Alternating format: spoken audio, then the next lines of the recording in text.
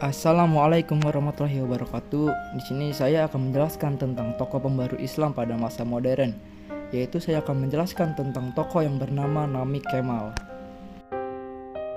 Nami Kemal, yang dijuluki sebagai penyair kebebasan, adalah seorang penulis dan penyair Turki yang memiliki nama asli Kemal Bek.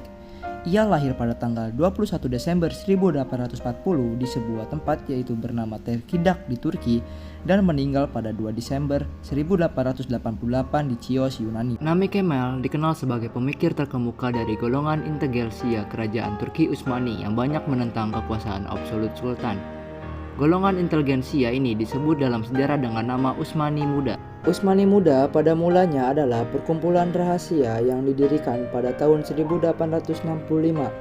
Perkumpulan ini bertujuan untuk mengubah pemerintahan absolut kerajaan Utsmani menjadi pemerintahan konstitusional. Nami Kemal berasal dari keluarga yang berkecukupan sehingga orang tuanya sanggup menyediakan pendidikan khusus baginya di rumah. Selain mempelajari bahasa Arab dan Persia, ia juga menekuni bahasa Perancis. Ketika berusia belasan tahun, ia diangkat menjadi pegawai di kantor penerjemahan, kemudian dipindah menjadi pegawai di Istana Sultan. Pemikiran-pemikiran Nami Kemal banyak dipengaruhi oleh pemikiran seorang sastrawan kenamaan yang pernah belajar di Perancis, yaitu Ibrahim Sinasi. Sastrawan ini banyak menggunakan istilah-istilah hak rakyat, kebebasan berpendapat, kesadaran nasional, pemerintahan konstitusional, dan istilah lain yang semakna. Ibrahim Sinasi juga menerbitkan surat kabar bernama Tasfir Efkar yang banyak berpengaruh dalam kebangkitan intelektual di kerajaan Utsmani pada abad ke-19. Ketika Sinasi pergi ke Paris di tahun 1865, pimpinan Tasfir Efkar dipegang oleh Nami Kemal sendiri. Namun, tulisan-tulisan Nami Kemal yang dikenal dengan ide-ide pembaruan membuatnya terpaksa pergi ke Eropa pada tahun 1867. Ia diperbolehkan kembali ke Istanbul pada tahun 1870. Tetapi 3 tahun kemudian ia ditangkap dan dipenjarakan di Pulau Siprus. Ia dibebaskan dan dapat kembali ke Istanbul setelah kekuasaan Sultan Abdul Aziz runtuh pada tahun 1876. Nami Kemal dinilai memiliki jiwa Islam yang baik. Ia tidak menerima ide-ide yang datang dari Barat apa adanya, tetapi memodifikasi secara selektif sehingga sesuai dengan ajaran-ajaran Islam. Nami mengkritik ide-ide Barat yang belum tentu sesuai dengan kebutuhan masyarakat Timur. Nami Kemal menulis makalah, syair, drama, serta cerita, dan merupakan orang pertama yang menulis syair terlepas dari kaidah syair dan terpengaruh sastra Eropa. Karya-karyanya yang menonjol saat itu di Eropa adalah Jalaluddin Qawarizyan, Al-Waton, Akif Bek, Ittibah, Mugmara Ali Bek, Jazmi, Barikon Jafar, Al-Sultan Selim I, dan Salestra. Nami Kemal dianggap sebagai orang pertama yang menabur benih nasionalisme dalam sastra Turki Islami. Ia juga merupakan aktivis yang menginginkan pemerintahan Turki Utsmani menjadi pemerintahan yang konstitusional dan Islamiyah.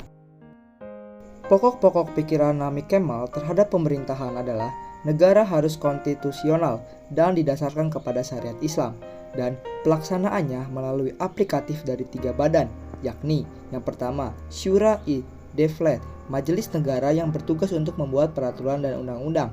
Yang kedua, Syura-i Muhammad, majelis umat yang bertugas mengawasi belanja negara dan mengesahkan undang-undang. Yang ketiga adalah Majelis-i Ayan, senat yang bertugas sebagai perantara dari Syura-i Devlet dan Syura-i Muhammad. Gagasan pembaruan. Beberapa gagasan pembaruan Nami Kemal diantaranya adalah: yang pertama, kemunduran kerajaan Utsmani disebabkan karena keadaan ekonomi dan politik yang tidak baik. Untuk itu, kerajaan Utsmani harus berusaha mengubah sistem pemerintahannya yang absolut menjadi sistem pemerintahan yang lebih konstitusional. Yang kedua, Piagam Gulhane dan Humayun dinilai sudah baik, tetapi belum merupakan konstitusi yang memisahkan antara kekuasaan eksekutif, legislatif, dan yudikatif. Nami Kemal menghendaki pemerintahan yang lebih demokratis. Yang ketiga, menurutnya sistem baiat yang terdapat dalam kekhalifahan mempunyai corak demokrasi. Yang keempat, cinta tanah air sangat dibutuhkan sebagai modal untuk menggalang dukungan rakyat guna mewujudkan demokrasi.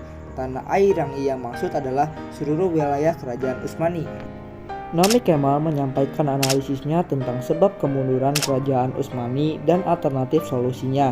Di antaranya adalah yang pertama, kondisi ekonomi dan politik kerajaan Turki Utsmani tidak beres. Solusi yang ditawarkan adalah perubahan sistem pemerintahan absolut menjadi pemerintahan konstitusional. Yang kedua, rakyat sebagai warga negara memiliki hak-hak politik yang harus dihormati dan dilindungi negara.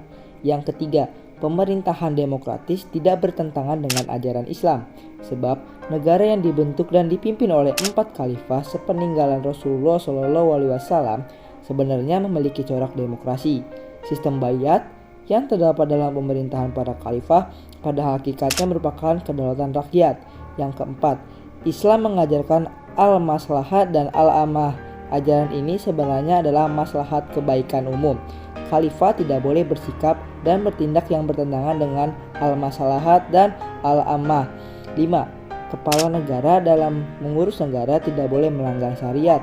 Syariat merupakan konstitusi yang harus dipatuhi oleh kepala negara.